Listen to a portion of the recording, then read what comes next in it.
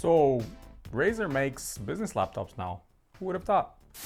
Hey guys, welcome back to our HowSense channel. My name is Ivan and today we are looking at this brand new Razer Book 13. Very interesting laptop. Kind of controversial in my mind because of several different reasons, but we're going to go through these throughout the video. For now, just a quick overview. What we have inside is 13.4 inch, very compact Ultrabook featuring Core i7, the 11th generation 1165 G7 with 16 gigabytes of DDR4 low powered DDR4 RAM, 512 gigabytes of internal NVMe storage, and a lot of the goodies that Razer are providing. For example, full RGB keyboard with Razer Chroma software. And this is one of the questions I have right away looking at this configuration and getting it. If this laptop is tailored towards the business or office use, why would you put RGB, full RGB? That's a bit of a waste in my mind. If I'm getting a business laptop, one uniform color backlit is fine.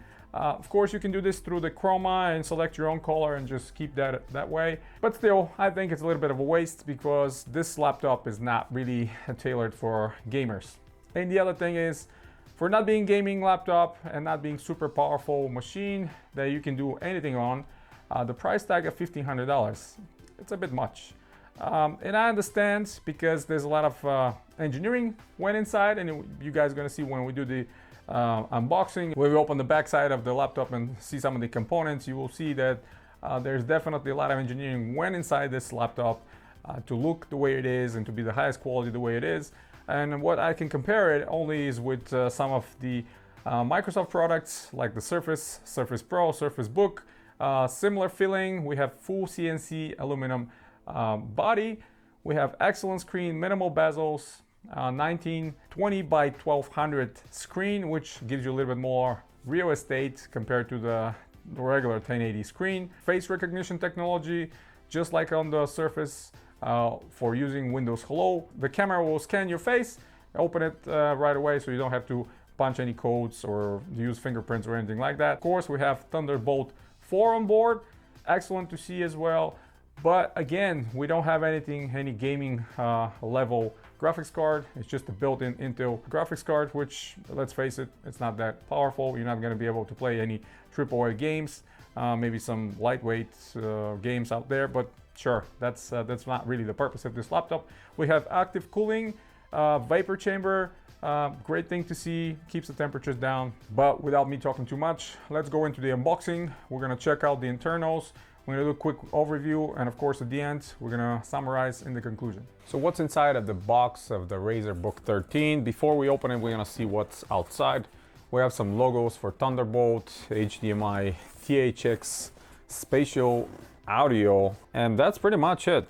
Into inside, nothing really crazy, kind of a black business looking box. And when we open it, on the first lid we have some Razer logos and some Razer information right here. And right on the top, packed in this air sealed, is the power cable, regular Mickey Mouse power cable with a tiny charger. Razer branded. I think this is only 65 watt charger with the rubber strap around the braided cable. Very nice. Of course, it's USB-C, and this is where they get plugged in. But this one is actually smaller than some of my phone chargers, so that's really nice to see. And then there's another smaller box inside with the actual laptop, and we have this again soft air sealed packaging that protects it. And look how compact this little box is. Designed in California, very nice. And when we open it, the laptop is right on the top, and we have some more information here on the lid. Go green with Razer, and the laptop is right on top. But I'm gonna move it to the side in a second and see what else is inside. We have again another Razer high quality branded paper here, Razer.com, and of course inside, thanks for choosing Razer, we have a quick start guide with some information that most of us should be familiar with. Of course, we have some Razer stickers with the logo, Razer Chroma. This is their RGB software. And we have a cleaning cloth microfiber cleaning cloth. Very good to see. Considering the price of this laptop at $1,500, you would expect even more things, because that's a lot of money for just an office-based or kind of a business-based laptop. That it's not really for gaming. You know, Razer started their whole business creating gaming-centered peripherals, and they move on to the gaming-centered laptops and desktops, but now we're reaching to a point where they have business type of laptops, and this is exactly what it is. 13.4, very compact inch laptop that can be used in any business environment without crazy logos around, without gamer-centric look, all made of aluminum. So right on the top we have the Razer logo with the snakes, and on the bottom we have 2 ventilation points with the intake, large rubber foot in the back, large rubber foot in the front, and on the right side we have the USB-C port for charging, we have the HDMI, we have micro SD card slot reader, and on the left side we have another USB-C port, which is Thunderbolt. We have a regular USB port, and we have 3.5mm headphone jack.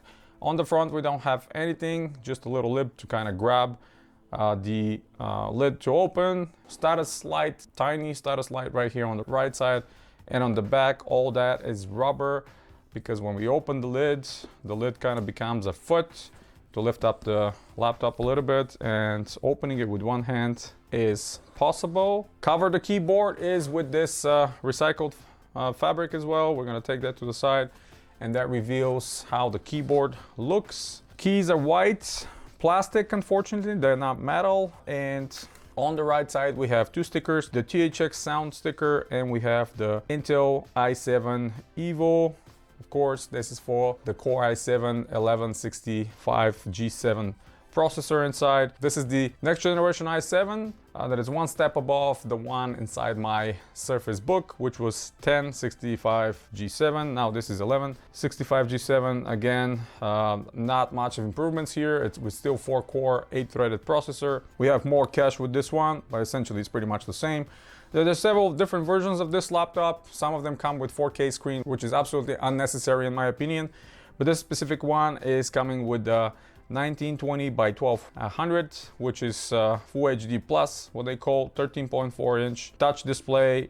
Again, not a function that I'm looking at when I'm buying laptops, but it's present. We have perforations on the side for our speakers, sort of a large glass touchpad, not as big as the one I have on my Surface Book, but considering the size of this computer, it's not bad at all. And if I bring the screen up a little bit, right on the top we have a tiny camera, more sensors and microphones, and the bezels of the screen are extremely tiny and small. That makes this laptop very good to fit a lot of things on the screen in the body, that it's compact and you can travel with it everywhere. One of the things I don't like is the power button is part of the keyboard. I wish it was separate, but that's what they decided to use. And once we turn it on, you will see the colors of the keyboard are changing.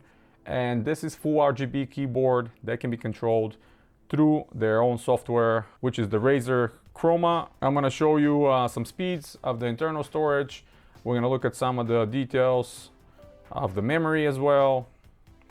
We have shortcuts on the top here. If we do combination F, and you'll see how once we press the FN button, the rest of the backlight of the keyboard disappears. Only the keys that are allowing function and another combination are lit up, so all the F keys on the top. So in other words, if we press F and the light, that will increase and decrease the screen brightness. Same goes for the volume right here. This is probably the first time I'm seeing this function done on a computer, and it's really great. So the speed of the memory, like I mentioned, is 4267 megahertz. This is low powered DDR4 RAM, and we have the 4-core 8-threaded processor with 17 megabytes of cache, opposed to 11 I think on the last generation. Wi-Fi, we have AX201, not the newest 210 or 211, but still very comparable, exactly the same one, and it's on my Surface Book. And if we look at the storage, we have the 512 gigabyte NVMe drive,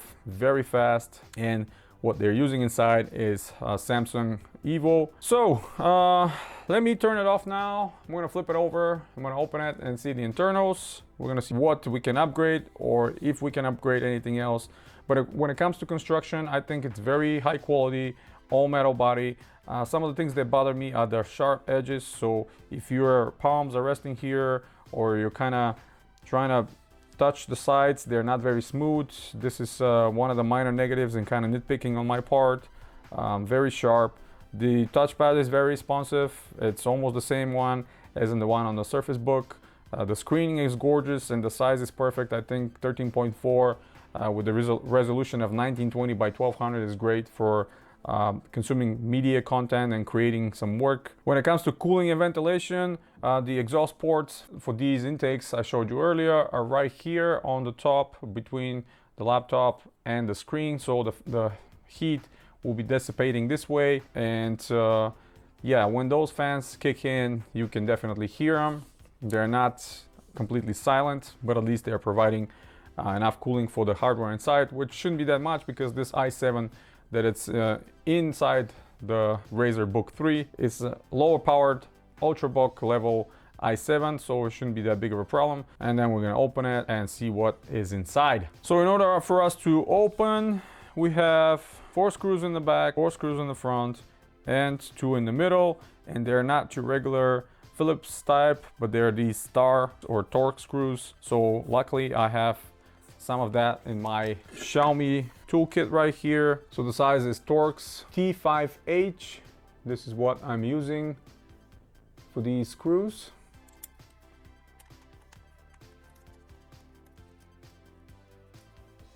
So this must be one of the easiest laptops to open actually. Once you unscrew all of them, you don't even have to use a plastic tool to pry.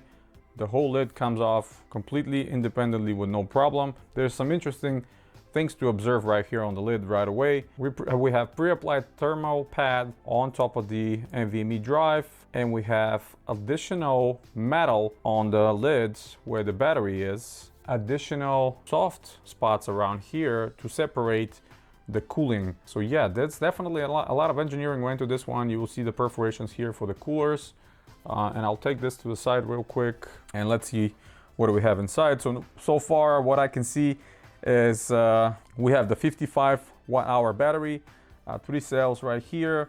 We have the speakers on the side, the 2 fans that are right here responsible for the cooling, and we have the full-size NVMe drive, which realistically is the only thing that we can upgrade here. There's nothing else. We have the built-in on the motherboard wireless card, and the memory is also built in on the motherboard, so no upgradability for the memory as well.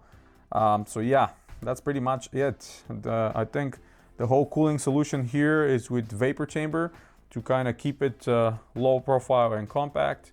Nothing heat pipes, nothing like the cooling solutions for the laptops that are meant for gaming. So realistically, great that they're giving you the option to open it so easily, but there's not much you can do when it comes to the upgradability of this specific laptop. We're just gonna put the lid back and call it a day, because this is all you can do here is basically change the NVMe drive, which this particular one is Samsung, very fast drive. Realistically, if you want to upgrade it, will be for something higher storage from 512 gigabytes maybe to 1 terabyte or more. Tiny battery here for the BIOS. So yeah, if this laptop goes bad, not a lot of things you can do. So hopefully it will last you for a while, but really heavy lids, all metal, high quality made, good to see. And we're gonna just put it back here where it belongs and screw everything back on. So now that everything is back together, we can turn it back on. You'll see here are the vents for exhausting these fans, 2 fans for a business laptop and the Ultrabook. A bit of an overkill, I think, but I guess better safe than sorry. And as all other surfaces, this aluminum, it's very easily stained. So keep that in mind when you're using it. The sound quality of the speakers is good, and temperatures are good. I mean, I've seen about as high as 85 degrees. That was maximum after testing a few things. And of course, that's a temperature to be expected. The performance, Cinebench, not that great. Actually, this CPU, that it's brand new generation, is lower than i7 7700K that was what, 5-6 years old, but obviously this is Ultrabook, low powered, nothing to be surprised about. Just keep in mind that if you're getting this for a personal computer, for office or schoolwork or whatever else office related, you're not going to be able to play too much games, and this is not the purpose of this computer. It's not really a gaming computer, but at the same time, at $1,500, personally I would advise you to get something much more powerful with a powerful graphics card, something that is more versatile, and not something like this that is only for realistically some only office. Keyboard being white, I think it's going to get dirty over time with usage, with your fingers and everything else, but it'll be easy to wipe. Hopefully those keys are not going to wear off over time. We're going to see how that's going to be, but other than that, I think the build quality is excellent on this laptop. We're going to move on to the conclusion right away. All right, conclusion time. And what can I say about this Razer Book 13? I have to say, first of all, I really like it. I mean, this body style with this aluminum finish all over, back, forward, all around, having that metal feeling always speaks quality, and this is a quality product, really made nicely. Even the rubber on the rubber feet and kind of on the back where the lid is feels high quality, and a lot of things are thought out around to make your life easy and to kind of promote this high quality product, which I really like. At the same time, there's some things I didn't like that much, and those will be the ones I kind of mentioned in the beginning. Price tag, I think $1,500. For that kind of money, I can get a very respectable, kind of a higher level gaming laptop on, you know, ROG or Lenovo Legion 5 or 7 with, you know, 3060 and much more powerful Ryzen processor. The CPU here being 28 watts, Ultrabook CPU, it's not that powerful. You will see on some of the results. I ran Cinebench and some of these other programs, and that processor actually performs less than 5-6 years old Core i7 7700K, which is so obsolete at this moment, and this processor is still not as good as that old processor. You know, granted, you're not going to be using it for gaming and stuff like that, but at the same time, if you're doing some production work, you have to keep that in mind. The RAM soldered on board, so not upgradable. You're going to be stuck with that 16 gigabytes of RAM no matter what. You're not going to be able to upgrade it on your own. Wireless card soldered on the board. Again, you're not going to be able to upgrade it. Yeah, it's good. It's Intel AX201, but if you want to pop in AX210 or 211, the latest, you're not going to be able to do it because this one inside is already soldered. So realistically, the only thing you can upgrade is just the NVMe drive, the storage, and no secondary storage option available, which again is another minus. But for this small body, kind of understandable. They can cramp another slot. Ideally, I would have loved to have another one at least to just put a larger storage if you want to, but that's what they decided. Ports are good, so I think, for the most part. You have full-size USB, you have 2 Thunderbolt USB-C ports, Thunderbolt 4, you have full HDMI, which is 2.0, being able to output 4K content. But again, you're not going to be gaming, so that's probably just for media consumption. We have micro SD card slot, which is great for those of you that on the go or just want to pop it in and just offload some of the videos or pictures you have when you're on the road. And speaking of on the road, it's kind of heavy because it's all metal, but at the same time it's compact. You will be able to easily drop it in your backpack, even your purse, and kind of carry it around. Just be careful. This aluminum surface kind of scratches easily, so it will be nice if you can get one of those padded sleeves and then put it in your backpack this way. Of course, if you want to preserve it in this pristine look, because trust me, if there's any metal against it, it's going to scratch that, and that beautiful aluminum is not going to look that beautiful anymore. Putting 2 fans, I think it's a little bit of overkill, but at the same time does the job, cools the processor pretty good. The highest temperature I've seen is kind of under 90 degrees, which is pretty good, especially if you stress it to the maximum. Most of the times, if you're doing light work or just browsing, the fans are not even kicking in, and that vapor chamber cooling is doing the job with these 2 fans, and even when the fans kick in, they're not that audible. So it definitely is good for work environments when you don't want to bother people around with a lot of noise pollution from the fans. Screen is absolutely gorgeous. 13.4-inch touchscreen for those of you that care. I personally don't touch the screens of my laptops, and it's 1920 by 1200. A little bit more real estate when you want to see the content on the web pages. Brightness is great. I think the brightness is around 400 nits, maybe, just based on what I can see. I don't have a tool to measure it, but that's what I'm seeing. Keyboard is good, but being plastic, and it's kind of the only plastic thing on the laptop, I think over time it's going to start to wear off. And being white, you're going to see some dirt over time. Those oils over your fingers will definitely bleed onto that surface, but you know, that's probably going to happen over time with pretty much any other laptop. And slight negatives for me as well is the edges where the aluminum meets the covers and all that stuff. They're kind of sharp, so you got to be careful. If you slide that across your hand super fast, it might cut you. I won't be surprised because it's so sharp. It kind of reminds me for some Xiaomi laptops I've seen in the past. They were kind of sharp like this, but I think is my first encounter with Razer's business line, and I'm keep calling it a business line because it's definitely not gamer's line. I think it's very good. It makes a statement, and whoever sees that logo in the back, they will know that you're having a higher quality product. Again, for me, the price is a little bit steep to go ahead and recommend because I'm always trying to get the much value possible for the money, and for $1,500, I think I can get an exceptional gaming laptop. Because I'm always looking for that perspective. You know, if you can game, if you can do production, video editing, all that stuff in the same machine, and this definitely is not offering all that. Battery life is good. They're claiming 10 plus hours, but I don't think so. 10 plus hours, probably idle only. I've seen around 7 hours when browsing and doing office work, so still pretty good. You know, almost a full day, 8 hours of work you can do without the charger. And talking about the charger is extremely compact. I mean, I've seen chargers that are bigger on phones.